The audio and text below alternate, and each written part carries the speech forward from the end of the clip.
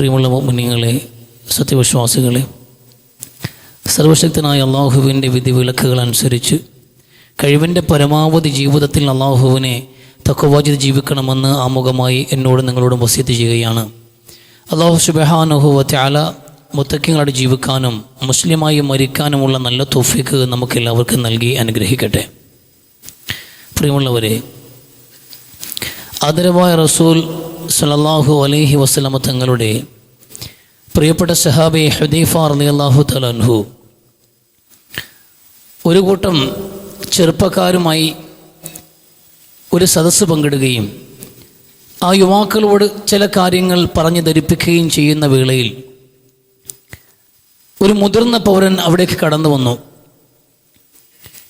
പക്ഷെ വന്നെങ്കിലും ആ സദസ്സിൽ ഇരിക്കാനോ അവർക്കൊപ്പം കൂടാനോ ആ മനുഷ്യന് തോന്നിയില്ല. ബോധപൂർവം തന്നെ ആ മനുഷ്യൻ ആ സദസ്സിൽ നിന്ന് മാറി നിന്നു. അദ്ദേഹത്തിൻ്റെ മുഖത്ത് നിന്ന് തന്നെ അത് വായിച്ചെടുക്കാമായിരുന്നു. അതുകൊണ്ട് തന്നെ അദ്ദേഹം ചോദിച്ചു, എന്തുകൊണ്ട് വമാലക്ക അല്ലാ യുജാലുസുന്ന, എന്തുകൊണ്ട് നമ്മളോടൊപ്പം താങ്കൾ ഇരിക്കുന്നില്ല, എന്തേ മാറി നിൽക്കുന്നു എന്ന് ചോദിക്കുമ്പോൾ അദ്ദേഹം പറഞ്ഞ മറുപടി, താങ്കളുടെ മുമ്പ് ഇരിക്കുന്ന, താങ്കൾക്ക് ചുറ്റും ഇരിക്കുന്ന ഈ പയ്യന്മാരെ കാണുമ്പോൾ ഈ ഇരിക്കുന്ന പയ്യന്മാർക്കിടയിൽ ഒരാളായിട്ടിരിക്കാൻ എനിക്ക് തോന്നുന്നില്ല. ഈ സദസ്സാണ് അതിൻ്റെ ഒരു പ്രശ്നം.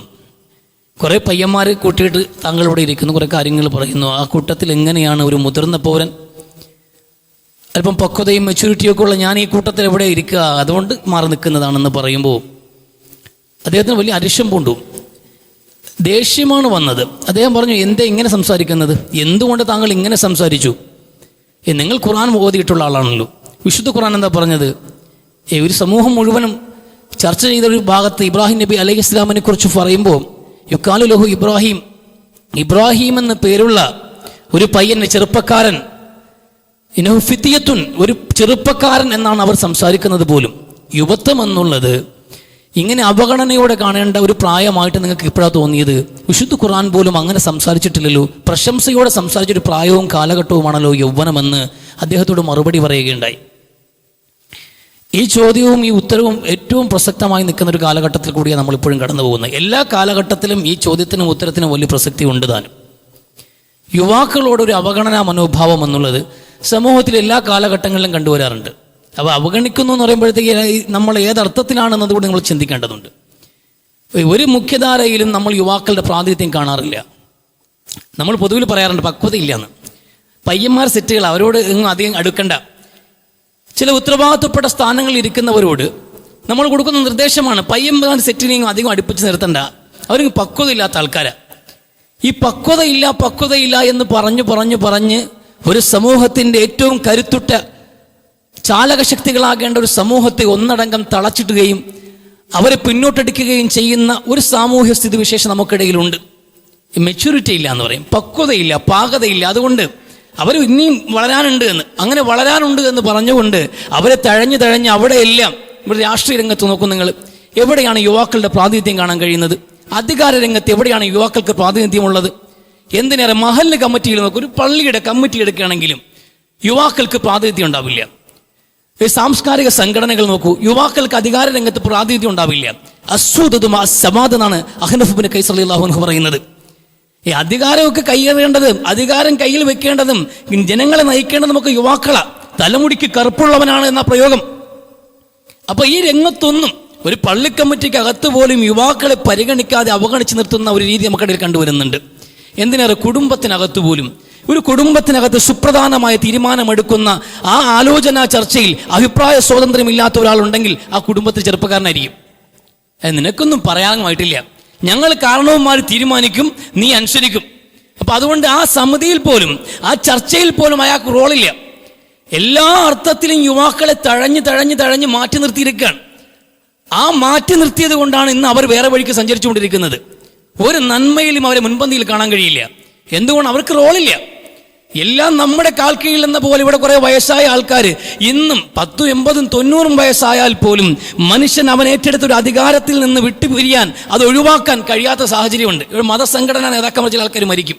ചില ആൾക്കാർ മരിക്കുമ്പോൾ പത്രത്തിൽ വരും, ഇന്ന സ്റ്റേറ്റ് കമ്മിറ്റിയുടെ പ്രസിഡന്റ് ആയിരുന്നു, നിലവിലെ സ്ഥാനങ്ങളാണ്, ജില്ലാ സെക്രട്ടറിയാണ്, താലൂക്കിൻ്റെ ഖജാൻജിയാണ്, വാർഡ് മെമ്പറാണ്, യൂണിറ്റിൻ്റെ സെക്രട്ടറിയാണ്. ഈ ഒരു മനുഷ്യൻ തന്നെയാണ് ഈ മൊത്തം സ്ഥാനവും കയ്യിൽ വെച്ചിരിക്കുക. ചില ആൾക്കാരുടെയൊക്കെ അവസ്ഥ 65 വയസ്സ് 70 വയസ്സുള്ള ആളിൻ്റെ ഈ സ്ഥാനം എന്ന് പറയുമ്പോഴത്തേക്ക് സ്റ്റേറ്റ് പ്രസിഡന്റ് എന്തിൻ്റെയാണ്? അത് യുവജന പ്രസ്ഥാനത്തിൻ്റെ സ്റ്റേറ്റ് നേതാവിന് 60 വയസ്സുണ്ടാവും. കാരണം ഈ അധികാരം വിട്ടുകൊടുക്കാൻ കഴിയില്ല. അപ്പോൾ ഇവരൊക്കെ എന്താ പരിപാടി? ഈ യുവാക്കളുടെ പരിപാടി വാൾ പോസ്റ്റർ ഒട്ടിക്കുക, അഴിമതി കാണിച്ച് നേതാവിനെ വെളുപ്പിക്കാൻ വേണ്ടിയിട്ട് മുദ്രാവാക്യം വിളിക്കുക, പൊതുമുതൽ നശിപ്പിക്കുക, സംഘർഷമുണ്ടാക്കുക, തമ്മിലടിക്കുക. അതിനുവേണ്ടി കിട്ടുന്ന ചില്ലറ കാശുകൾ മതി. ഈ പാർട്ടി പരിപാടികളൊക്കെ വിജയിപ്പിക്കാൻ, സംഘടനാ പരിപാടികൾ വിജയിപ്പിക്കാൻ ഇവിടെ ഒരു കുപ്പിയും ഒരു ബിരിയാണിയും കൊടുത്താൽ, പെട്രോളിന് പൈസയും കൊടുത്താൽ ഇവിടെ ഇറങ്ങി നിൽക്കുന്ന ചെറുപ്പക്കാരുണ്ട്. അത് ലാഭമെന്ന് കണക്കാക്കുന്ന ഈ പണി അങ്ങനെ ഇറക്കി നിർത്താൻ വേണ്ടിയിട്ട് ഒരു സമൂഹത്തെ ഇട്ടിരിക്കുകയാണ് ഇവിടെ. ഈ യൗവനമാണല്ലോ മനുഷ്യന്റെ ജീവിതം, യുവത്വമാണ് ജീവിതം. അതാ ഏറ്റവും പ്രധാനപ്പെട്ട കാലഘട്ടം എന്നുള്ളത്. ഓരോ കാലഘട്ടത്തിന്റെയും കരുത്ത് അത് യൗവനമാണ്. നമ്മൾ ചർച്ച ചെയ്തൊരു വിഷയമുണ്ട്, സമ്പത്തുമായി ബന്ധപ്പെട്ട് പരലോകത്തൊരു ചോദ്യമുണ്ട്. ആ ചോദ്യത്തിന് മറുപടി പറയാതെ പാദം ചലിപ്പിക്കാൻ കഴിയില്ല എന്ന് റസൂൽ സ്വല്ലല്ലാഹു അലൈഹി വസല്ലം അതിന് മുമ്പ് 2 കാര്യങ്ങൾ പറഞ്ഞിട്ടുണ്ട്. അതിന് മുമ്പ് 5 കാര്യങ്ങൾക്ക് മറുപടി പറയാതെ മനുഷ്യന്റെ പാദം ചലിപ്പിക്കാൻ കഴിയില്ല എന്ന് ഒന്നാമത് റസൂൽ പറഞ്ഞു. ഒരു മനുഷ്യനോട് ചോദിക്കുന്ന സുപ്രധാനമായ ചോദ്യങ്ങളിൽ ഒന്നാമത് നിന്റെ ആയുസ്, അള്ളാഹു നൽകിയ ഈ ജീവിതം നീ എങ്ങനെ വിനിയോഗിച്ചു എന്ന് ചോദിക്കപ്പെടും. അതിന് മറുപടി പറയേണ്ടി വരും. ജനനം മുതൽ മരണം വരെ നീണ്ടു നിൽക്കുന്ന ജീവിത കാലഘട്ടത്തിൽ നിനക്ക് എങ്ങനെയാണ് ജീവിക്കാൻ കഴിഞ്ഞത് എന്ന്, എന്തൊക്കെയാണ് നീ സമ്പാദിച്ചത് എന്ന്, എന്തൊക്കെയാണ് നീ വെറുപ്പിച്ചത് എന്ന്, എന്തൊക്കെ തിന്മകളാണ് നീ പ്രവർത്തിച്ചത് എന്ന് ചോദ്യമുണ്ടാകും. ആ ചോദ്യങ്ങളെ അല്പം കൂടി കുറുകിയ ഒരു ചോദ്യമാണ് തൊട്ട് ശേഷം വരുന്നത്. നിന്റെ യൗവനം നീ എങ്ങനെ വിനിയോഗിച്ചു എന്ന് ചോദ്യമുണ്ടാകും. ശരിക്കും ആ 2 ചോദ്യങ്ങൾ ഒന്നാ. യൗവനത്തെക്കുറിച്ച് ആ ചോദ്യം, യുവത്വത്തെക്കുറിച്ച് ആ ചോദ്യം. അതിനു മുമ്പുള്ള ബാല്യത്തെക്കുറിച്ച് എന്ത് ചോദിക്കാനാണ്? വിചാരണയില്ലാത്തൊരു കാലഘട്ടം, എട്ടും പൊട്ടും തിരിയാത്ത ബാല്യകാലത്തെക്കുറിച്ച് ചോദ്യങ്ങൾ ഉണ്ടാവില്ല. കൊച്ചുകുട്ടികൾക്ക് എന്താ വിചാരണ? അവർക്കെന്താ തെറ്റും ശരിയും? അങ്ങനെയൊന്നും അവർക്ക് വിചാരണയില്ല. വിചാരണ ചെയ്യപ്പെടുന്നത് യുവത്വമാണ്. ചോദ്യങ്ങൾ യുവത്വത്തോടാണ്. നിന്റെ യൗവനം നീ എങ്ങനെ വിനിയോഗിച്ചു എന്ന ചോദ്യമുണ്ടാകും. ജീവിതത്തിന്റെ ഏറ്റവും കരുത്തുറ്റ കാലഘട്ടം. ജീവിതത്തിന്റെ മനുഷ്യന്റെ ജീവിത കാലഘട്ടങ്ങളെ തരംതിരിക്കുമ്പോൾ ശാസ്ത്രീയമായ പഠനമാണെങ്കിലും മതപരമായ പഠനമാണെങ്കിലും പല ഘട്ടങ്ങളായിട്ടുണ്ടാകും. അതിൽ ബാല്യമുണ്ട്, കൗമാരമുണ്ട്, യൗവനമുണ്ട്, മധ്യകാലഘട്ടമുണ്ട്, വാർദ്ധക്യമുണ്ട്. ഈ പല കാലഘട്ടങ്ങളിലൂടെ മനുഷ്യൻ കടന്നു പോകുന്നത്. ഇതിൽ യുവത്വത്തെക്കുറിച്ച് പറയുമ്പോൾ ഇന്ന് ശാസ്ത്രീയമായ പഠനങ്ങൾ, വ്യത്യസ്തങ്ങളായ വിലയിരുത്തലുകളുണ്ട്. എങ്കിൽ ഏറ്റവും പ്രധാനമായിട്ട് പറയപ്പെടുന്നത് 20 മുതൽ 60 വയസ്സ് വരെയുള്ള കാലഘട്ടമാണ് ഒരു മനുഷ്യന്റെ യുവത്വ കാലഘട്ടം എന്ന് കണക്കാക്കപ്പെടുന്നത്. അത് രണ്ടും കൂടെ ചേർത്തില്ല. യൗവനം 20 മുതൽ 40 വരെയും 40 മുതൽ 60 വരെ മധ്യകാലഘട്ടവും ചേർക്കുമ്പോൾ ഒരു മനുഷ്യന്റെ ജീവിതത്തിൽ ഏറ്റവും കരുത്തുറ്റ കാലഘട്ടം 20 വയസ്സ് മുതൽ 60 വയസ്സ് വരെയുള്ള കാലഘട്ടമാണ്. ഖുർആൻ അതാ പഠിപ്പിക്കുന്നത്. മനുഷ്യന്റെ ജീവിത കാലഘട്ടം എന്ന് പറയുമ്പോൾ ആദ്യം ദുർബലതയാണ്. അല്ലാഹുല്ലദീ ഖലഖകും മിൻ ലഅഫ്, ഏറ്റവും ദുർബലനായിട്ട് ആ മനുഷ്യനെ അല്ലാഹു സൃഷ്ടിക്കുന്നത്. മറ്റ് ജീവവർഗങ്ങൾക്ക് പോലുമില്ല അത്രയും ദുർബലത, അത്രയും നിസ്സഹായത. പിറന്നു വീഴുന്ന ഒരു കുഞ്ഞ് എന്ന് പറയുമ്പോൾ ഒരു ആട്ടിൻകുട്ടിയെ പോലെ അറിവുള്ളവനായിട്ട് പോലുമല്ല ജനിച്ചു വീഴുന്നത്. ഒരു ആട്ടിൻകുട്ടിയും പിറന്നു വീണ ഒരു കുഞ്ഞും ഒരു മനുഷ്യ കുഞ്ഞും നമ്മൾ താരതമ്യപ്പെടുത്തി കഴിഞ്ഞാൽ ഒരല്പം കൂടി ബെറ്ററായിട്ട് കാര്യങ്ങൾ അറിയാവുന്നത് ആട്ടിൻകുട്ടിക്ക്. ആട്ടിന് അവന്റെ കാര്യങ്ങൾ അറിയാം. സ്വന്തം കാലം എഴുന്നേറ്റ് നിൽക്കാൻ കഴിയും. അതിന്റെ വിശപ്പടക്കാനുള്ള ആഹാരം എവിടെ ഉണ്ടെന്നറിയാം. അത് സ്വന്തമായി വിശപ്പടക്കും. പക്ഷേ മനുഷ്യ കുഞ്ഞിനെ കൊണ്ട് കഴിയില്ല. അത് മനുഷ്യൻ തികച്ചും നിസ്സഹനായിട്ട് ഒരു അറിവുമില്ലാതെയാണ് ഭൂമിയിൽ പറന്നു വീഴുന്നത്. ഒന്നും അറിയാത്തവരായി മനുഷ്യനെ പടച്ചുവിട്ടവനാണ് അല്ലാഹു. ഒന്നും അറിയില്ല. ഒരു ആട്ടിൻകുട്ടിക്ക് പോലും അതിനേക്കാൾ കാര്യബോധമുണ്ട് ജനിച്ചു വീഴുമ്പോൾ. അവിടെ നിന്ന് പടിപടിയായി മനുഷ്യൻ വളരുന്നു. ആ ളുഅഫിനെ കുറിച്ചാണ് ഖുർആൻ സംസാരിച്ചത്. ആ ദുർബലതയിൽ നിന്നാണ് മനുഷ്യൻ ജനിക്കുന്നത്. പിന്നെ അതിനുശേഷം മനുഷ്യനെ കരുത്തുറ്റൊരു പ്രായത്തിലേക്ക് കൊണ്ടുവരും. അത് യൗവനമാണ്, അത് യുവത്വമാണ്. ആ യുവത്വത്തിന് ശേഷം പിന്നെയും അവരെ കാത്തിരിക്കുന്നത് വാർദ്ധക്യമാണ്. ജരാനരകൾ സമ്മാനിക്കുന്ന ആ വാർദ്ധക്യവും ലഅഫാണ് എന്ന് ഖുർആൻ. വാർദ്ധക്യം ലഅഫാണ്, അതൊരു ബലഹീനതയാണ്, അത് ദൗർബല്യമാണ്. ആ ദൗർബല്യത്തിനിടയിൽ രണ്ടിനും ഇടയിൽ കരുത്തുറ്റൊരു പ്രായം, ഒരു കാലഘട്ടം എന്നുള്ളത് യുവത്വമാണ്. ആ യുവത്വമാണ് ഉപയോഗിക്കേണ്ടത്. ഓരോ കാലഘട്ടത്തിന്റെയും ചരിത്രം പരിശോധിച്ചു നോക്കുക. നിങ്ങൾ പോയി മറഞ്ഞ കാലഘട്ടങ്ങളിലെ ചരിത്രങ്ങൾ പരിശോധിക്കുമ്പോൾ അതാത് കാലഘട്ടങ്ങളിലെ ചരിത്ര പുരുഷന്മാർ അറിയപ്പെടുന്നത് യുവാക്കളായിരിക്കും. നമ്മൾ ഇന്ന് ഒരുപാട് ഫെസിലിറ്റിയോടെ ജീവിക്കുന്ന ആൾക്കാരാ. നമുക്കിന്ന് മൊബൈൽ ഫോൺ ഉണ്ടെങ്കിൽ, നമ്മളിന്ന് വെളിച്ചത്തിരിക്കുന്നുണ്ടെങ്കിൽ, നമുക്ക് യന്ത്രം ഘടിപ്പിച്ച വാഹനങ്ങളുണ്ടെങ്കിൽ, ഇന്ന് നമ്മൾ കാണുന്ന എല്ലാ നൂതനമായ പുരോഗതികൾക്കും അടിത്തറ പാകിയിട്ടുള്ളത് കഴിഞ്ഞുപോയ കാലഘട്ടത്തിലെ യുവാക്കളാണ്. അവരുടെ യുവത്വം അവർ ഈ സമൂഹത്തിന്റെ പുരോഗതിക്ക് വേണ്ടി ഉപയോഗിച്ചതുകൊണ്ടാണ് നമ്മൾ ഇന്ന് സുഖമായി ജീവിക്കുന്നത്. പക്ഷെ നമ്മൾ ഇവിടെ ജീവിക്കുമ്പോൾ നമ്മുടെ യൗവനങ്ങൾ എന്താണ് ഇവിടെ ചെയ്യുന്നത്? എന്താ നമുക്കിവിടെ, നമ്മുടെ യുവാക്കൾ ഇവിടെ എന്താ സംഭാവന ചെയ്യുന്നത്? വരും തലമുറയ്ക്ക് വേണ്ടിയിട്ട് എന്താ? ഒന്നും ചെയ്യാനില്ല അവർക്ക്, ഒന്നും ചെയ്യാനില്ല. അവർക്ക് ചെയ്തു കൂട്ടാനുള്ള കുറെ പാപങ്ങളല്ലാതെ അവർക്ക് നന്മകൾ സമ്പാദിക്കാനുള്ള അവസരം പോലും നമ്മൾ നിഷേധിച്ചിരിക്കുകയാണ്. യുവത്വം ഏറ്റവും കരുത്തുറ്റ കാലഘട്ടം. ആ കാലഘട്ടത്തെ ഉപയോഗപ്പെടുത്തുക, യുവാക്കൾക്ക് പ്രാതിനിധ്യം കൊടുക്കുക, അവർക്ക് പ്രവർത്തിക്കാൻ അവസരം കൊടുക്കുക. അവരെ പരിഗണിക്കേണ്ടത് സമൂഹത്തിന്റെ ബാധ്യതയാണ്. എല്ലാ നാനാ തുറകളിലും യുവാക്കൾക്ക് കൃത്യമായ പ്രാതിനിധ്യം കിട്ടിക്കഴിഞ്ഞാൽ സമൂഹത്തിന് വലിയ നേട്ടമുണ്ടാകും. അല്ലാതെ വെറുതെ തിന്നു കുടിച്ച് അങ്ങനെ നടക്കാൻ വേണ്ടിയിട്ടല്ല യൗവനം എന്നുള്ളത്. നമ്മൾ അങ്ങനെ കണക്കാക്കിയത്. നമ്മൾ PV അൻവർ പറഞ്ഞതുപോലെ ഈ മന്തികൾ മൊത്തം കഴിച്ചിട്ട് അതെല്ലാം വ്യത്യസ്തമായി പരീക്ഷിച്ചിട്ട് മലർന്നു കിടന്നുറങ്ങേണ്ടവനല്ല യൗവനം. അതല്ല യുവാക്കൾ. നമ്മളെ യുവാക്കൾ അങ്ങനെ കണക്കാക്കില്ല. അവർക്ക് വേറെ ഒരു ഉത്തരവാദിത്വം ഇല്ല. സമുദായം ഒരു ഉത്തരവാദിത്വം ഏൽപ്പിച്ചിട്ടില്ല. സാമൂഹിക രംഗത്ത് ഒരു ഉത്തരവാദിത്വം ഇല്ല. അവർക്ക് പിന്നെ ആകെ അറിയാവുന്ന പണി എന്താണ്? വൈകുന്നേരങ്ങളാകുമ്പോൾ ഓരോ ഹോട്ടലിലും തിരഞ്ഞു പിടിച്ചു പോവുക. ഇന്നടത്ത് പോകുമ്പോൾ വേറൊരു ഡിഷുണ്ട്, അവിടെ വേറൊരു ഡിഷുണ്ട്, 5000-6000 രൂപ ഷെയർ ഇട്ട് പോകാം. അങ്ങനെ വ്യത്യസ്തങ്ങളായ ഡിഷുകൾ തേടി ചൈനീസും ഫ്രഞ്ചും കോണ്ടിനെന്റിലും തുടങ്ങിയിട്ട് ഈ ലോകത്ത് എവിടെയൊക്കെ എന്തൊക്കെ ഉണ്ടോ അതെല്ലാം നമ്മുടെ നാട്ടിൽ നിന്ന് കിട്ടും. അറേബ്യയിലും ചൈനയിലും പോണ്ടല്ലോ അവിടുത്തെ ആഹാരങ്ങൾ കഴിക്കാൻ. ഈ വ്യത്യസ്തങ്ങളായ ടേസ്റ്റുകൾ ഒന്നിനു പിറകെ ഒന്നായി രുചിക്കാൻ വേണ്ടിയിട്ടുള്ള യുവാക്കൾ. അല്ലാതെ വേറെ പണിയുമില്ല. യുവതികൾക്കും വേറെ പണിയുമില്ല. യുവതികൾക്ക് എന്താ പരിപാടി? യുവതികൾക്കും അതേ പരിപാടിയുള്ളൂ. യുവതികൾക്ക് യൂട്യൂബിൽ നോക്കുക, വ്യത്യസ്തങ്ങളായ റെസിപ്പി, അടുക്കളയിലെ വിപ്ലവം, അതാണ് അവർക്ക് പറഞ്ഞിട്ടുള്ളത്. ഈ പരീക്ഷണമാണ് ജീവിതം എന്നത് ബോധ്യമുള്ളത് കൊണ്ടാണെന്ന് അറിയില്ല. രണ്ടു കൂട്ടരും ഒരേ പരീക്ഷണമാണ്, അത് ഭക്ഷണത്തിലാണ്. ഒരു കൂട്ടം ആൾക്കാർ യൂട്യൂബ് റെസിപ്പികൾ നോക്കിയിട്ട് അതിൻ്റെ വ്യത്യസ്തങ്ങളായ ഭക്ഷണങ്ങൾ ഉണ്ടാക്കാൻ വേണ്ടി യുവതികൾ അടുക്കളയിൽ പരീക്ഷണം നടത്തുന്നു. അതെല്ലാം കഴിച്ചുകൊണ്ട് പുറത്ത് യുവാക്കൾ പരീക്ഷണം നടത്തുന്നു. യുവതികളും യുവാക്കളും ഫുഡ് ഉണ്ടാക്കിയും കഴിച്ചും അവസാനിപ്പിക്കുന്ന ജീവിതം. ഇതാണോ ജീവിതം? നിങ്ങൾ അങ്ങനെയാണോ കണക്കാക്കുന്നത്? അഫഹസിബ്തും അന്നമാ ഖലഖനാകും അബസ, വെറും പാഴ്ചണ്ടികളായിട്ടാണ് മനുഷ്യരെ നിങ്ങൾ പടച്ചുവിട്ടതെന്ന് നിങ്ങൾ കണക്കാക്കുന്നുണ്ടോ? കുറെ നാൾ തിന്നു കുടിച്ച് ഈ ഭൂമിയിൽ വിസർജിച്ച് ഒരു നാൾ ഈ പുഴുക്കൾക്ക് ഭക്ഷണമായിക്കൊണ്ട് മരിച്ച് മണ്ണടിയാൻ വേണ്ടിയിട്ടാണോ മനുഷ്യരെ നിങ്ങൾ പടച്ചുവിട്ടത്? ഒരു ഉത്തരവാദിത്വ ബോധമില്ലേ നിങ്ങൾക്ക്? അത് ഖുർആൻ ചോദിക്കുന്നത്. ഓരോ ജീവിതങ്ങൾക്കും അർത്ഥമുണ്ട്. ഈ നല്ല ജീവിതത്തിന് നല്ല കാലഘട്ടം തിന്നു കഴിയാനുള്ളതല്ല. ഈ പ്രായത്തിലല്ലേ നടക്കൂടെന്ന്. ഇപ്പോൾ അടിച്ചു പൊളിച്ചില്ലെങ്കിൽ പിന്നെ എപ്പോഴും അടിച്ചു പൊളിക്കാന്ന്. അങ്ങനെ യുവാക്കളും ആ ലെവലിലേക്ക് എത്തി.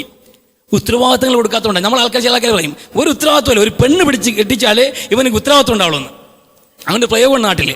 ഒരു പെണ്ണ് കെട്ടിച്ചാലേ ഇവന് ഉത്തരവാദിത്വം ഉണ്ടാവുള്ളൂ. അത് ശരിയായ പോയിന്റാ. ഒരു പെണ്ണിനെ കെട്ടിക്കണമെന്നില്ല, അവനൊരു ഉത്തരവാദിത്വം ഏൽപ്പിച്ചാൽ മതി, അവന് ഉത്തരവാദിത്വം ഉണ്ടാവും. ഒരു ഗൗരവപ്പെട്ട കാര്യം, ഒരു ചുമതല ഏൽപ്പിച്ചാൽ മതി, അതവന് ഉത്തരവാദിത്വം ഉണ്ടാവും. പെണ്ണ് കെട്ടുമ്പോൾ എന്തുകൊണ്ട് അവർക്ക് ഉത്തരവാദിത്വം ഉണ്ടാവണത്? പെണ്ണ് വരച്ച വരയിൽ നിൽക്കും എന്നുള്ളതൊക്കെ വെറും പ്രയോഗമാണ്. അങ്ങനെയൊന്നുമല്ല. എന്നെ ഡിപ്പെൻഡ് ചെയ്യുന്ന ഒരു പെൺകുട്ടി കൂടി എൻ്റെ ജീവിതത്തിൽ കടന്നു വന്നിട്ടുണ്ട്. അതുകൊണ്ട് ഇന്നലെ വരെ ഞാൻ ഒറ്റയ്ക്കുണ്ടതുപോലെയല്ല, ഒരാളെ കൂടി കൂട്ടാനുള്ള ഉത്തരവാദിത്വം എനിക്കുണ്ട് എന്ന് ഒരു പുരുഷനുണ്ടാവുന്ന തോന്നലുണ്ടല്ലോ, അവിടെയാണ് അവൻ ഉത്തരവാദിത്തോടെ പ്രവർത്തിക്കുന്നത്. ഒരു പള്ളിക്കമ്മിറ്റിയുടെ ചുമതല ഏൽപ്പിച്ചു നോക്കൂ. ഇന്നലെ വരെ ഓടിക്കളിച്ചതുപോലെയല്ല, ഇന്ന് മുതൽ മദ്രസയുടെയും പള്ളിയുടെയും ഒക്കെ വലിയ ഉത്തരവാദിത്വം എനിക്കുണ്ട്.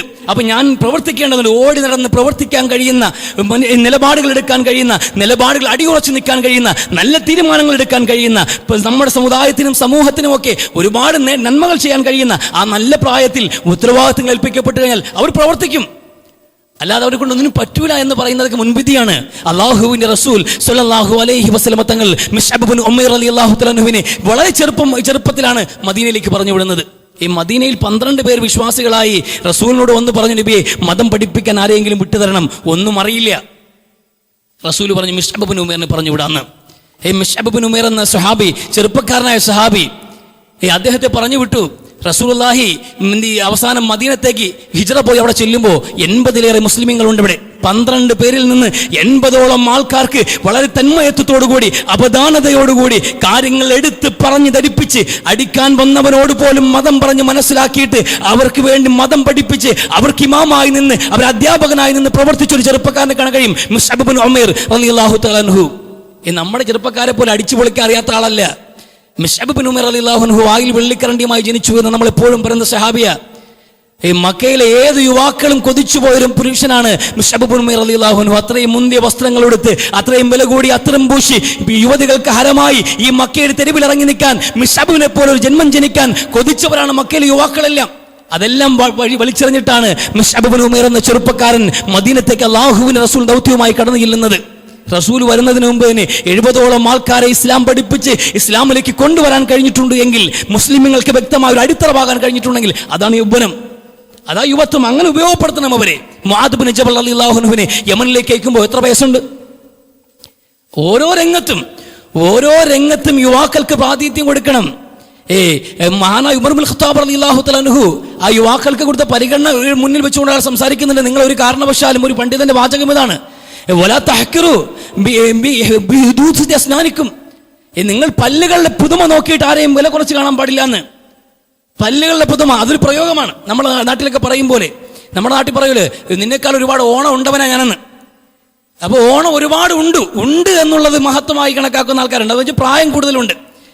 പ്രായത്തിൽ കൂടിയ ആൾക്കാരെ പരിഗണിക്കണം, ചെറിയ പ്രായക്കാരെ പരിഗണിക്കേണ്ടതില്ല. അതുകൊണ്ട് പല്ലുകളുടെ പുതുമ നോക്കുമ്പോൾ യുവാക്കളെ എങ്ങും പരിഗണിക്കേണ്ടതില്ല എന്നൊരു നിന്ദ്യതയുടെ സ്വഭാവമുണ്ടല്ലോ, ഒരു അപഗണനയുണ്ടല്ലോ. അത് പാടില്ല എന്ന ഉമർ ഇബ്നുൽ ഖത്താബ് റളിയല്ലാഹു അൻഹു പഠിപ്പിക്കുന്നത്. അദ്ദേഹം പ്രമുഖമായ കാര്യങ്ങൾ, സുപ്രധാന കാര്യങ്ങൾ തീരുമാനിക്കാൻ വേണ്ടി ആലോചിക്കുമ്പോൾ ആ യുവാക്കളെ വിളിച്ചു കൂട്ടിയിട്ട് ചർച്ച ചെയ്യുമായിരുന്നു എന്ന്. ഒരു സുപ്രധാന വിഷയത്തിൽ, ഒരു വിലപ്പെട്ട വിഷയത്തിൽ, ഗൗരവമേറിയ വിഷയത്തിൽ ചർച്ച ചെയ്യുമ്പോൾ യുവാക്കളെ കൂടി ഉൾക്കൊള്ളിക്കും. കാരണം അവരല്പം കൂടി വേഗതയുള്ള ബുദ്ധിയുള്ള ആൾക്കാരാണ്. അല്പം കൂടി എന്ത് ചെയ്യും, അവർ ഒരുപാട് അവധാനതയോടുകൂടി പക്വമായിട്ട് നമ്മൾ ആലോചിച്ച് വരുമ്പോൾ അവർ ഡിസിഷൻ പറഞ്ഞിരിക്കും. ഈ ചരിത്രം യുവാക്കളെ കൊണ്ടേ ഉണ്ടാവുള്ളൂ. ഏത് കാലഘട്ടത്തിലും എങ്ങനെ ബംഗ്ലാദേശിൽ ചരിത്രം ഉണ്ടായത്, എന്തുകൊണ്ടാണ് ഈ സ്വേച്ഛാധിപത്യ ഭരണത്തെ അട്ടിമറിച്ചുകൊണ്ടൊരു പുതിയ ഭരണ സംവിധാനം ഉണ്ടായത്? യുവാക്കളുടെ ആവേശമാണ്. സിലോണിൽ ഉണ്ടായത് എന്തുകൊണ്ടാണ്? യുവാക്കളുടെ ആവേശമാണ്. നമ്മുടെ പക്വതയും ഇവരുടെ രണ്ടും രണ്ടാണ്. അവർക്ക് ദിശാബോധം നൽകിയാൽ മതി. ആവേശം, യുവത്വത്തിന്റെ ആവേശം എന്നുള്ളത്, അതിന് ദിശാബോധം കൂടി നൽകപ്പെട്ട് കഴിഞ്ഞാൽ ലോകത്ത് വളരെ വിപ്ലവകരമായ മാറ്റങ്ങൾ കൊണ്ടുവരാൻ അവരെ കൊണ്ട് കഴിയുമെന്നതിൽ തർക്കമില്ല. ഒരുപാട് ഉദാഹരണങ്ങൾ കാണാൻ കഴിയും, ഒരുപാട് ഉദാഹരണങ്ങൾ. നമ്മുടെ പക്വത എന്ന് പറഞ്ഞാൽ വീട്ടിൽ കയറി ഒരുത്തം തല്ലിയിട്ട് പോയി, നമ്മുടെ ഭാര്യയും ഉമ്മായും അടക്കം ചീത്ത വിളിച്ചിട്ട് പോയാലും നമ്മൾ മിണ്ടാതെ നിൽക്കുന്ന നമ്മുടെ പക്വതയുടെ വിശാലത എന്താണെന്ന് അറിയുമോ?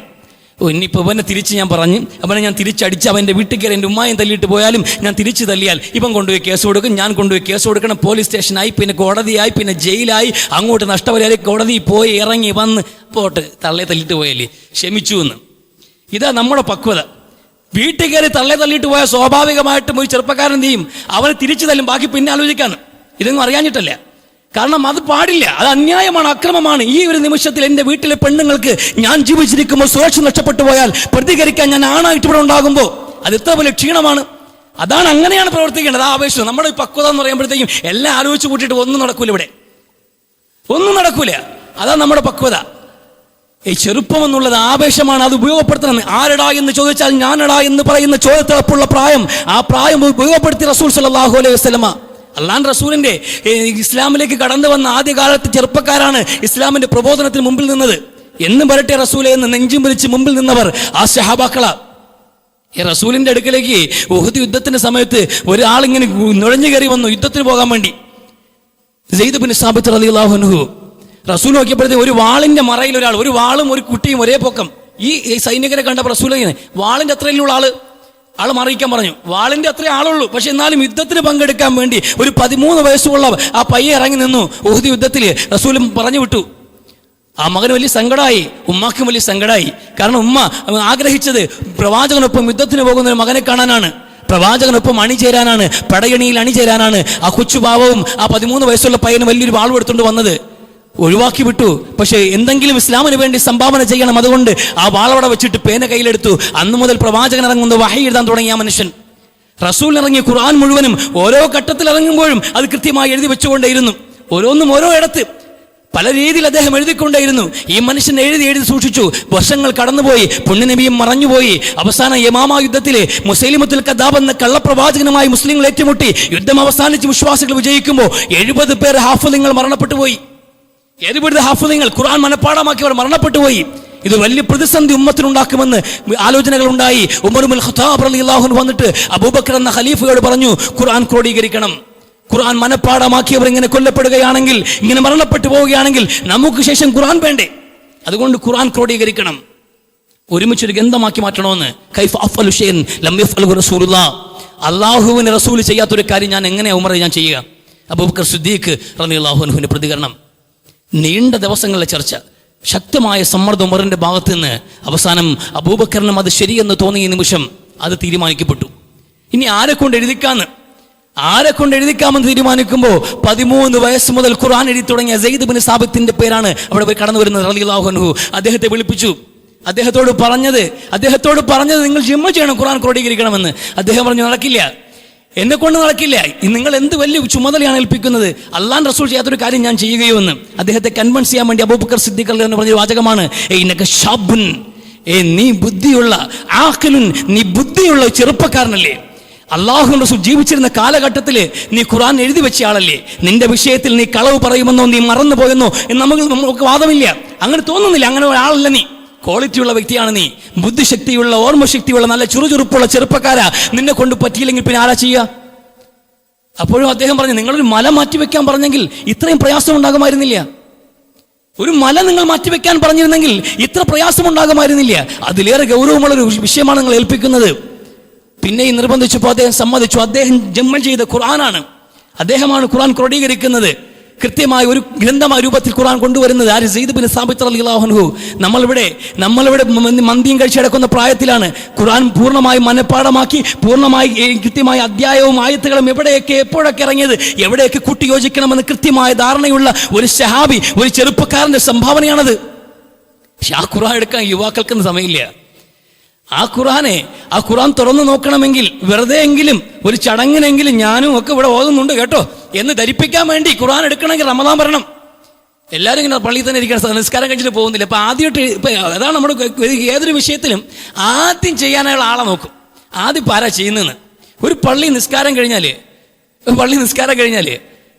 ആൾക്കാർ എഴുന്നേറ്റ് പോകുന്നപ്പോഴെന്ന് അറിയാമോ? എല്ലാവരും ആരാ എഴുന്നേക്കുന്നത്? ആരെങ്കിലും ഒരാൾ എഴുന്നേക്കണം. ഒരാൾ എഴുന്നേറ്റാൽ എല്ലാം എഴുന്നേക്കും പോവാൻ വേണ്ടിയിട്ട്. തുടങ്ങാൻ ഒരാൾ വേണം. നല്ലതാണെങ്കിലും അങ്ങനെ തന്നെയാണ്. അപ്പൊ ഇന്നിപ്പോൾ ആരും എഴുന്നേക്കായിരുന്നാൽ ആരും പോകില്ല, ഇവിടെ എല്ലാവരും ഇരിക്കേണ്ടി വരും, കഴിഞ്ഞാൽ പോകണം.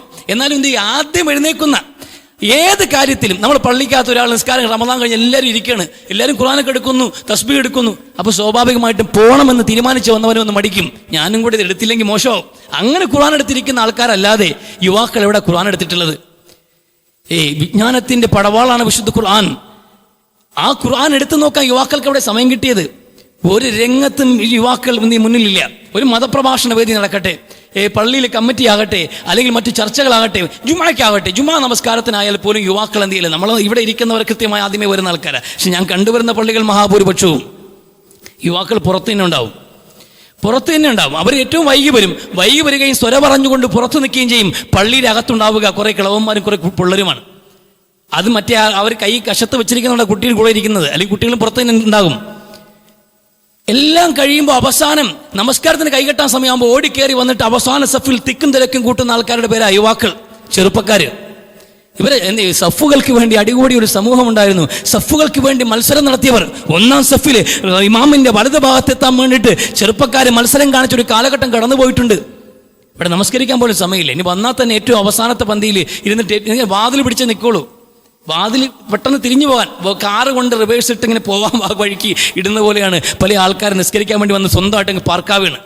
വാതിൽ നേരെ പാർക്ക് ചെയ്യും, എന്നിട്ട് എന്ത് ചെയ്യുക, സലാം വിട്ട് ഇങ്ങനെ അങ്ങ് പോകാൻ. ഈ ഒരു അവസ്ഥയിലാണ് ചെറുപ്പക്കാർ നിൽക്കുന്നത്. അത് പാടില്ല. ഏത് ഘട്ടങ്ങളിലേക്ക് വരുമ്പോഴും ഏത് സാഹചര്യത്തിലേക്ക് കടന്നു വന്നാൽ യുവാക്കൾ മുമ്പിൽ വന്ന് നിൽക്കണം. ഏതൊരു പ്രശ്നത്തിനെയും മുമ്പിൽ യുവാത്വത്തെ നിർത്താൻ നമ്മളെ കൊണ്ട് കഴിയണം. അല്ലാഹു റസൂൽ പറഞ്ഞൊരു വാചകം, ഗൗരവപ്പെട്ട വാചകം, യൗവനം അത് മനുഷ്യന്റെ ജീവിതത്തിൽ ഏറ്റവും സുവർണമായ ഒരു കാലഘട്ടമാണ്, ഒരു ഗോൾഡൻ ഏജാണ്. ആ സുവർണ കാലഘട്ടത്തെ നിങ്ങൾ ഉപയോഗപ്പെടുത്തണം. വാർദ്ധക്യമാണ് പിന്നെ വരാനിരിക്കുന്നത്. ജരാനരകൾ സമ്മാനിക്കുന്ന അർദലിൽ ഉംർ എന്ന ഖുർആൻ പ്രയോഗിക്കുന്നത് വാർദ്ധക്യത്തെക്കുറിച്ച്. എട്ടും പൊട്ടും തിരിയാത്ത കുട്ടികളുടെ കുട്ടിത്വത്തിലേക്ക് മനുഷ്യൻ മടങ്ങിപ്പോകുന്ന ഒരു കാലഘട്ടം കൂടിയാണ് വാർദ്ധക്യം എന്നുള്ളത്. എവിടെ നിന്ന് തുടങ്ങിയോ അവിടേക്ക് മനുഷ്യൻ മടങ്ങുന്നു. ജനിച്ചു വീഴുമ്പോൾ കുട്ടികൾക്ക് ഒന്നും അറിയില്ല, ഓർമ്മശക്തിയില്ല. അത് കണക്ക് തന്നെ അവരുടെ കാര്യങ്ങളെക്കുറിച്ച് ധാരണയില്ല, കാഴ്ചകൾ കുറവാണ്, അവരെ എല്ലുകൾക്ക് ബലം കുറവാണ്, സ്വന്തമായി എഴുന്നേറ്റ് നിൽക്കാൻ കഴിയില്ല. ഈ അവസ്ഥയിലേക്ക് മനുഷ്യൻ വാർദ്ധക്യത്തിൽ മടങ്ങുകയാണ്. അവൻ്റെ ഇത് കാഴ്ചയുടെ ശക്തി കുറയുന്നുണ്ട്, അവൻ്റെ ഓർമ്മശക്തി കുറയുന്നുണ്ട്, എല്ലിൻ്റെ ബലം നഷ്ടപ്പെടുന്നുണ്ട്. ജലാനരകൾ ബാധിച്ച് ചുക്കിച്ചുളുങ്ങിയ ശരീരങ്ങളുമായി ഒതുങ്ങിപ്പോകുമ്പോൾ ആ വാർദ്ധക്യത്തിൽ നിങ്ങൾ വിചാരിക്കുന്നിടത്ത് പ്രവർത്തിക്കാൻ കഴിയില്ല. നിങ്ങളുടെ മനസ്സെത്തുന്നിടത്ത് നിങ്ങളുടെ ശരീരം എത്തില്ല. അതുകൊണ്ട് വാർദ്ധക്യത്തിലേക്ക് വീണു പോകുന്നതിന് മുമ്പ് യൗവന കാലഘട്ടം ഉപയോഗപ്പെടുത്തണേ എന്ന് റസൂൽ സ്വല്ലല്ലാഹു അലൈഹി വസല്ലമ. വാർദ്ധക്യത്തിലേക്ക് വീണു പോകുന്നതിന് മുമ്പ് യൗവനം ഉപയോഗപ്പെടുത്തണമെന്ന്. യുവത്വമാണ് ഏറ്റവും സുവർണമായ കാലഘട്ടം, ഏറ്റവും മികച്ച കാലഘട്ടം ജീവിതത്തിൻ്റെത്. അവിടെ നമുക്ക് പ്രവർത്തിക്കാൻ കഴിയുള്ളൂ. സമസ്ത മേഖലയിലും സർവ്വ മേഖലയിലും, രാഷ്ട്രീയ രംഗത്തടക്കം എല്ലാ രംഗത്തും നമ്മുടെ രാജ്യത്ത് മാറ്റം വരേണ്ടത് എവിടെയാണ്? യുവാക്കളിലൂടെയാണ്. രാഷ്ട്രീയപരമായൊരു മാറ്റം ഈ സമൂഹത്തിന് ഉണ്ടായിട്ടില്ലെങ്കിൽ വലിയ കാലതാമസമില്ലാതെ ശക്തമായൊരു സാമ്പത്തിക അടിയന്തരാവസ്ഥ നമ്മൾ കടന്നു പോകേണ്ടി വരും. പണം ആരെ കയ്യിലും ഉണ്ടാകില്ല. മനുഷ്യർ പണത്തിന് വേണ്ടി കൊള്ളിവെപ്പും കൊലയുമായിട്ട് വ്യാപിക്കുന്ന ഒരു സാഹചര്യം ഉണ്ടാകും. യുവാക്കൾ ഏറ്റെടുക്കാതെ വന്നാൽ പാരമ്പര്യ രാഷ്ട്രീയക്കാർ അഴിമതി കാണിച്ച് അവന്റെ അഴിമതികൾ മൂടിവെക്കാൻ വേണ്ടിയിട്ടും അവർക്ക് സ്വകാര്യമായി കുമ്പവീർപ്പിക്കാൻ വേണ്ടിയിട്ടും സാമുദായികമായി സമൂഹത്തെ ഭിന്നിപ്പിച്ച് ജനങ്ങളെ മതത്തിന്റെ പേരിൽ തമ്മിലടിപ്പിച്ച് കുറുക്കന്റെ കൗശലത്തോടെ ആട്ടിൻപറ്റങ്ങളെ തമ്മിലടിപ്പിച്ച് ചോര കുടിക്കുന്ന കുറുക്കനെ പോലെ ഇവിടെയുള്ളവർ നമ്മളെ തമ്മിലടിപ്പിക്കും. സമുദായത്തിനിടയിൽ വർഗീയ സംഘർഷങ്ങൾ ഉണ്ടാകുന്നത് വർഗീയതയും ഭീകരതയും മതം സംഭാവന ചെയ്യുന്നതല്ല. രാഷ്ട്രീയക്കാരന്റെ താല്പര്യങ്ങൾ സംരക്ഷിക്കാൻ വേണ്ടി, അവരെ പ്രതിച്ഛായ സംരക്ഷിക്കാൻ വേണ്ടി അഴിമതി കാണിക്കുമ്പോൾ അത് ചോദ്യം ചെയ്ത് സമൂഹം കടന്നു വരാതിരിക്കാൻ വേണ്ടി കണ്ണിലിടുന്ന പൊടിയാണിത്. ഈ പാരമ്പര്യ രാഷ്ട്രീയക്കാർ അധികാരമാർത്തിയോടുകൂടി അത് കൈയാളുകയും അതിൽ എത്ര ഇരുന്നാലും എത്രയൊക്കെ കാലം ജീവിച്ചതിൽ അധികാരത്തിൽ നിന്നാലും മടി തീരാത്ത, താല്പര്യം തീരാത്ത, ആഗ്രഹം തീരാത്ത, ആർത്തിയുള്ള കുറെ സമൂഹമുണ്ടല്ലോ. അവർ വിതയ്ക്കുന്ന വിനയാണല്ലോ ഈ സാമുദായിക സംഘടനകൾ. അവരാണ് ഇവിടെ മതങ്ങളെ തമ്മിലടിപ്പിക്കുന്നത്, മനുഷ്യരെ തമ്മിലടിപ്പിക്കുന്നത്. അത് മാറണമെങ്കിൽ യുവത്വം ഉണ്ടാകണം. യുവാക്കൾ ശക്തമായ നിലയിൽ രാഷ്ട്രീയ രംഗത്ത് വരെ മുന്നോട്ട് വരണം. നിലപാടുകളുള്ള ആൾക്കാർ കടന്നു വരണം. മനുഷ്യനൊപ്പം നിൽക്കുന്നവർ വേണം. ജനപക്ഷം നിൽക്കുന്ന ആൾക്കാരുണ്ടാകണം. ഇവിടെ ജനങ്ങൾ ഇത്ര കഷ്ടപ്പെട്ട് ജീവിച്ചാലും അവർക്കൊരു എഴുന്നേറ്റമില്ല. എത്ര കഷ്ടപ്പെട്ടാലും 24 മണിക്കൂറല്ല 48 മണിക്കൂർ ജോലി നോക്കിയാലും ഒരു മനുഷ്യന്റെ കയ്യിലും 5 പൈസ നീക്കി വെക്കാൻ കഴിയാത്ത പോലെ നികുതി ഭാരം നടുവൊടിച്ചു കളഞ്ഞൊരു സമൂഹം. ആ സമൂഹത്തിന്റെ ഗതികേടിന് മുമ്പിൽ ആലോചിച്ച് നോക്കണം. ചെറുപ്പക്കാര് ഗൗരവത്തോടെ ആലോചിക്കണേ. നമ്മുടെയൊക്കെ വീട്ടിൽ വാപ്പയും ഉമ്മയും അച്ഛനും അമ്മയും ഒക്കെ എവിടെ ഒരു രണ്ടറ്റം കൂട്ടിമുട്ടിക്കാൻ വേണ്ടിയിട്ട് എത്ര പ്രയാസപ്പെടുന്നുണ്ട്. സ്വന്തം വാപ്പയുടെയും ഉമ്മയുടെയും സ്വന്തം അച്ഛന്റെയും അമ്മയുടെയും ഈ പ്രയാസം ഏതെങ്കിലും മക്കൾ മനസ്സിലാക്കിയിട്ടുണ്ടോ? ആലോചിക്കണ്ടേ? എൻ്റെ വീട്ടിൽ ഇതാണ് അവസ്ഥ, അപ്പുറത്തെ വീട്ടിലും ഇത് തന്നെയാണ് അവസ്ഥ. രണ്ടറ്റം കൂട്ടിമുട്ടിക്കാൻ വേണ്ടിയിട്ട്, ജീവിതത്തിന് രണ്ടറ്റം കൂട്ടിമുട്ടിക്കാൻ വേണ്ടി എത്ര പ്രയാസപ്പെടുന്നു. എന്തുകൊണ്ട് എൻ്റെ അച്ഛനും അമ്മയും എൻ്റെ ചേട്ടനും ഒക്കെ പണിയെടുത്തിട്ടും, എൻ്റെ കുടുംബക്കാരെല്ലാവരും പണിയെടുത്തിട്ടും എന്തുകൊണ്ട് നമ്മുടെ രാജ്യത്ത് ഈ ഗതികേട്? എന്താ ഈ ദാരിദ്ര്യത്തിൻ്റെ കാരണം? ചെറുപ്പക്കാർ ആലോചിക്കണ്ടേ? എന്തുകൊണ്ട് സർക്കാർ എന്തുകൊണ്ട് സഹകരിക്കുന്നത്? സർക്കാരിൻ്റെ നികുതി ഭാരമാണ് ഈ പ്രശ്നങ്ങൾ. എന്നാൽ സർക്കാർ എന്തുകൊണ്ട് ഇത്രയും നികുതി വയ്ക്കുന്നു? ഇപ്പം സർക്കാരും കടത്തിലാണ്. എന്തുകൊണ്ട് നമ്മുടെ സംസ്ഥാനം കടത്തിലായി? നമ്മുടെ രാജ്യവും എന്തുകൊണ്ട് കടത്തിലായി? എക്കണോമിക്കലി, സാമ്പത്തികമായിട്ട് നമുക്ക് എവിടെ പിഴച്ചുപോയത്? എവിടെ ശരിയായ ഗതിയിൽ രാജ്യത്ത് സമ്പത്തുണ്ടാക്കേണ്ടത്? ഉപ്പ് തൊട്ട് കർപ്പൂരമാക്കുന്ന ഏതൊരു ഉൽപ്പന്നത്തിലും ഇത്രയേറെ നികുതി കൊടുക്കുന്ന ഒരു പൗരന് സാമ്പത്തികമായ ഭദ്രതയുള്ള ഒരു ജീവിതം കൊടുക്കാൻ സർക്കാരുകൾ പരാജയപ്പെട്ടത് എന്തുകൊണ്ടെന്ന് പരിശോധിക്കാൻ, അത് പഠിക്കാൻ, അത് മനസ്സിലാക്കി പരിഹരിക്കുന്ന ഒരു യൗവനം കടന്നു വരണ്ടേ ഇവിടെ? ഇതൊന്നും ആലോചിക്കൂല. ഇതൊന്നും ആലോചിക്കാതെ എന്ത് ചെയ്യും? ഇവിടെ അഴിമതി കാണിച്ച് രാഷ്ട്രീയക്കാരനെതിരെ ചോദ്യം ഉണ്ടാകുമ്പോൾ അവന് മുദ്രാവാക്യം വിളിപ്പിക്കാൻ വേണ്ടി, മുദ്രാവാക്യം വിളിക്കാൻ വേണ്ടി പാതിരാത്രി ഇറങ്ങിപ്പോവും. രാവും പകലുമില്ലാതെ ബസ്സിന് കല്ലെറിയാനേ നമ്മളെല്ലാവരും കൂടെ നികുതി കൊടുത്ത പൈസയ്ക്ക് ഇറക്കിയിട്ടുള്ള ബസ്സിന് കല്ലെറി, ആ ബസ്സിന് കല്ലെറിഞ്ഞ് ഗ്ലാസ് പൊട്ടിച്ച അത് റിപ്പയർ ചെയ്യാനും നമ്മുടെ നികുതി പണം തന്നെയാണ്. ഇങ്ങനെ പൊതുമുതൽ നശിപ്പിക്കാൻ വേണ്ടി പോണ മക്കൾക്ക് വേണ്ടിയിട്ട് അന്നും ഒരുപാട് പണിയെടുത്തിട്ടും പൈസ തികയാതെ വീട്ടിലേക്ക് കയറി വരുന്ന രക്ഷകർത്താക്കളുണ്ട്. കറി വെക്കാന്ന് വാച്ചില്ല, ചെറുക്കന് കഷ്ണം കണ്ടം വെച്ച മീനിലിങ്ങനെ ചോറിനാതെ കയറി കിടന്നു കളയൊന്ന് ഉമ്മാരെ പരിഭവമാണ്. അവൻ ഏതോ രാഷ്ട്രീയക്കാരന് വേണ്ടി മുദ്രാവാക്യം വിളിക്കാൻ പോയിരിക്കുകയാണ്. അവന് കഷ്ണമുള്ള മീൻ വേണമെന്ന്. എല്ലാ ദിവസവും ഇതൊക്കെ വാങ്ങിക്കാൻ വേണ്ടി ഒരാൾ കഷ്ടപ്പെടുന്ന കഷ്ടപ്പാടുകൾ കാണാൻ കഴിയുന്നില്ല. തൻ്റെ വീട്ടിലെയും അപ്പുറത്തെ വീട്ടിലെയും പ്രശ്നങ്ങൾ കൂടി മനസ്സിലാക്കിയിട്ട് രാഷ്ട്രീയപരമായ ഒരു മാറ്റത്തിന് നമ്മളല്ലേ കൈ കൊടുക്കേണ്ടത്? യുവത്വമല്ലേ മുന്നോട്ട് വരേണ്ടത്? ആ യുവാക്കളെയാണ് ഇവിടെ അവഗണിച്ച് മാറ്റിയിരുത്തിയിരിക്കുന്നത്. എല്ലാ മേഖലയിലും ഇനി ഇടിച്ചു കയറേണ്ടിയിരിക്കുന്നു. സ്വന്തം അവകാശങ്ങളിലേക്ക് യുവത്വം ഇടിച്ചു കയറേണ്ടിയിരിക്കുന്നു. അത് പള്ളിക്കമ്മിറ്റിയിലാണെങ്കിലും ശരി, വീട്ടിനകത്താണെങ്കിലും ശരി, സാംസ്കാരിക സംഘടനയിലാണെങ്കിലും ശരി, രാഷ്ട്രീയത്തിലാണെങ്കിലും ശരി, അവകാശങ്ങൾ ചോദിച്ചു വാങ്ങിക്കുകയും സമൂഹത്തിന് വേണ്ടി നിങ്ങൾ പ്രവർത്തിക്കുകയും ചെയ്യാതെ ഇവിടെ എന്ത് സമൂലമായ ഒരു മാറ്റം കൊണ്ടുവരാൻ കഴിയില്ല. അതുകൊണ്ട് അവർ പരിഗണിക്കേണ്ട നമ്മുടെ അവകാശമാണ്, ബാധ്യതയാണ്. അതിലൂടെ സമൂഹത്തിന് വലിയ നന്മകൾ ഉണ്ടാവുകയുള്ളൂ. അല്ലാഹു ചിന്തിക്കാനും പ്രവർത്തിക്കാനും തൗഫീഖ് നൽകി അനുഗ്രഹിക്കട്ടെ. ഹഫ്സത്ത് ബിൻത് സീരീൻ റളിയല്ലാഹു തആല അൻഹ പറയുന്നുണ്ട്, ഇഅ്മലു യാ മാശറ ശബാബ് ഇഅ്മലു ഫഇന്നൽ അമല ഫിശ്ശബാബ് എന്ന്. യുവാക്കളെ, നിങ്ങൾ പ്രവർത്തിക്കണം, നിങ്ങൾ പ്രവർത്തിച്ചു കൊണ്ടേയിരിക്കണം. എണ്ണയിട്ട് യന്ത്രം പോലെ നിങ്ങൾ പ്രവർത്തിച്ചു കൊണ്ടേയിരിക്കണം. കാരണം ഫൈനൽ അമല ഫിശ്ശബാബ്, പ്രവർത്തനങ്ങൾ മുഴുവനും കേന്ദ്രീകരിക്കപ്പെടുന്ന പ്രായമെന്നുള്ളത് അത് യൗവനമാണ്. കടന്നുപോയ ഒരു ബാല്യത്തിലല്ല നിങ്ങളിവിടെ ഉള്ളത്. ഇനി വരാനിരിക്കുന്ന ദുർബലതയുടെ വാർദ്ധക്യത്തിലുമല്ല ഉള്ളത്. ഇപ്പോൾ ഈ നിമിഷം, ഈ കാലഘട്ടമാണ്. ഇവിടെ നിങ്ങൾ അലസമായി മൊബൈൽ നോക്കിയിരിക്കേണ്ടവരല്ല. നിങ്ങൾ മൊബൈലിൽ ഗെയിമുകൾ കളിച്ച് സമയം കളയേണ്ടവരല്ല. എൻ്റർടൈൻമെൻറ്റുകൾ എന്ന് പറഞ്ഞിട്ട് ഇവിടെ വിനോദങ്ങൾ എന്ന് പറഞ്ഞ് നിങ്ങളുടെ മുമ്പിലേക്ക് വരുന്ന വീഡിയോ ഗെയിമുകൾ കളിക്കേണ്ടവരല്ല. ഓൺലൈൻ ഗെയിമുകൾ കളിക്കേണ്ടവരല്ല. അത് കണക്ക് മദ്യപിച്ച് കൂത്താടി വൈകുന്നേരം ഫ്രണ്ട്സുകൾക്കൊപ്പം സ്വര പറഞ്ഞിരിക്കേണ്ടവരുമല്ല. നിങ്ങളുടെ നഷ്ടപ്പെടുത്തുന്ന ഓരോ നിമിഷങ്ങൾക്കും വലിയ വിലയുണ്ട്. വലിയ വില നൽകുന്ന സമയങ്ങളാണിത്. യുവത്വം എന്നുള്ളത് അങ്ങനെ നിങ്ങൾ ഇങ്ങനെ പാഴിക്കളയേണ്ട ഒരു പ്രായമേ അല്ല. സൗഹൃദങ്ങൾ വേണ്ടെന്നല്ല, നല്ല സൗഹൃദങ്ങൾ വേണം. അത് യുവത്വത്തിൻ്റെ ഏറ്റവും വലിയ സംഭാവനയാണ്. ആ സൗഹൃദങ്ങളെ തആവനു അലൽ ബിർരി വത്തഖ്വ, നന്മ ചെയ്യാൻ വേണ്ടിയുള്ള പരസ്പര ബന്ധങ്ങളാക്കി മാറ്റാൻ കഴിയണം. നിങ്ങൾക്ക് നാട്ടിൽ ഇത്രയേറെ പ്രശ്നങ്ങൾ കൈകാര്യം ചെയ്യാൻ കഴിയും. എത്രയേറെ പ്രശ്നങ്ങൾ നിങ്ങളുടെ കൺമുമ്പിലുണ്ട്. അനാഥരെ ചേർത്ത് പിടിക്കാനും അഗതികളെ സംരക്ഷിക്കാനും വിധവകൾക്ക് ജീവിതമുണ്ടാക്കാനും അങ്ങനെ സമൂഹത്തിൽ കാണുന്ന ഏതൊരു പ്രശ്നത്തിൻ്റെ നീറുന്ന നൊമ്പരങ്ങൾക്കൊക്കെ പരിഹാരമുണ്ടാക്കാൻ യുവാക്കൾ വിചാരിച്ചാൽ വളരെ നിഷ്പ്രയാസം കഴിയുന്ന കാര്യമാണ്. ഇത് മാത്രമല്ല, ഞാൻ ഈ പറഞ്ഞു എന്ന് മാത്രം. ഇതൊരു ഭാഗം മാത്രമാണ്, ഒരു സൈഡ് മാത്രമാണ്. ഇതുപോലെ സമൂഹത്തിൽ നിറഞ്ഞു നിൽക്കുക, അള്ളാഹുവിന് ഏറ്റവും ഇഷ്ടപ്പെട്ടവനായി ജീവിക്കുക, അത് യൗവനത്തിലാണ് ചെയ്യേണ്ടത്. അള്ളാഹു സുബ്ഹാനഹു ബഅസല്ലാഹു നബിയ്യൻ ഇലാ ശബ്ബ എന്ന് അള്ളാഹു നിയോഗിച്ചിട്ടുള്ള ഏത് പ്രവാചകൻ്റെയും പ്രായം നോക്കൂ, അവർ ചെറുപ്പക്കാരാണ്. എന്തുകൊണ്ട് അങ്ങനെ അയച്ചത്? എല്ലാ പ്രവാചകന്മാരും യുവാക്കളായിരുന്നു. എന്തുകൊണ്ട്? യുവത്വമാണ് പ്രവർത്തിക്കാനുള്ള സമയം.